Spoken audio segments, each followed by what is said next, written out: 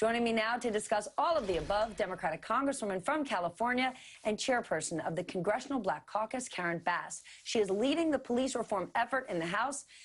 Congresswoman, we're going to get to police reform in just a moment, but I want to get your reaction to the president continuing to mislead the public about coronavirus testing.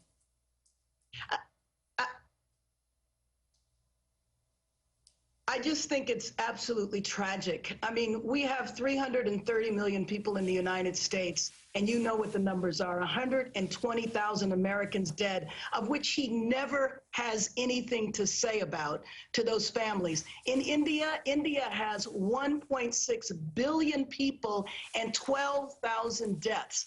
So to say that the reason why we have more positive is because we test more is ludicrous. So I guess if you use that analogy to cancer, if we want to get rid of cancer, we should just stop testing for it. It makes absolutely no sense. It's so irresponsible. And what I think is really sad is that he doesn't care about his own supporters. He could have done social distancing at that rally the other night because they had plenty of empty space.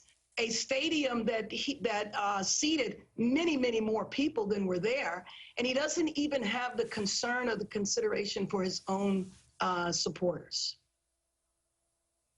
Well, let's talk about police reform. The president says your bill in Congress, the Democratic bill, will destroy the police. What do you say to that? Well, I mean, I think it's absolutely ludicrous. Our bill is transformative. That is the case. And our bill provides for serious accountability, but it also supports uplifting police officers by calling for national standards, national accreditation, which many police unions and police chiefs support. We also provide grants to communities so that communities can begin to re-envision what public safety is like. So chokeholds, no-knock warrants, a registry for bad police officers like the one that killed Tamar Rice. He would have been 18 this month. Our bill is very significant, and it absolutely does not destroy police. That's ridiculous. Speaker Pelosi said she would like to see both the House and Senate bills pass so you can get to the table and discuss this thing. What's your thoughts? Right.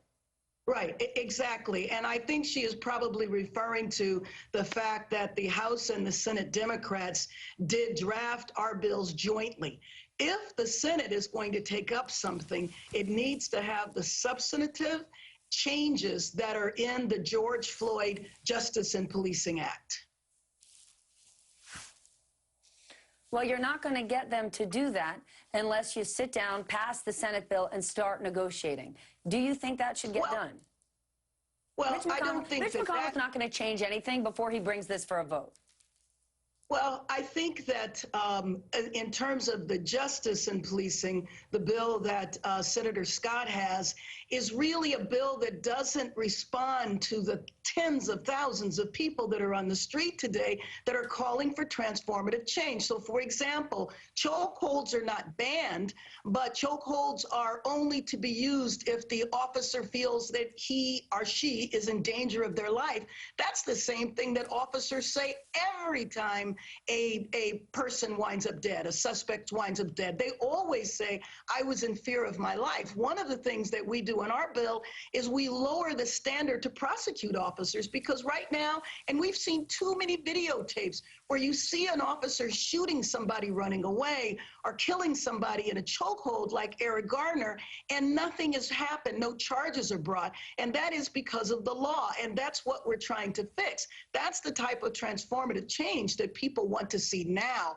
I think we would do a disservice to all of those people who have been out there every day for more than a month now if we passed a bill that was more symbolic. I absolutely want to negotiate. I would love for us to get to a point of going to conference, but I'm not sure that that point is tomorrow. Now, I'm happy to say that the bill is going to pass out of the House with overwhelming support of Democrats. We are hopeful that there are going to be some Republicans that come along. I have a long list of my Republican colleagues to call today to see if we can move anybody. But I don't believe that the way to begin would be by voting on a symbolic bill. How about a change for you right about now? There are reports that Vice President Biden's team is vetting you as a potential running mate. Have you heard anything from them, and would you run with him?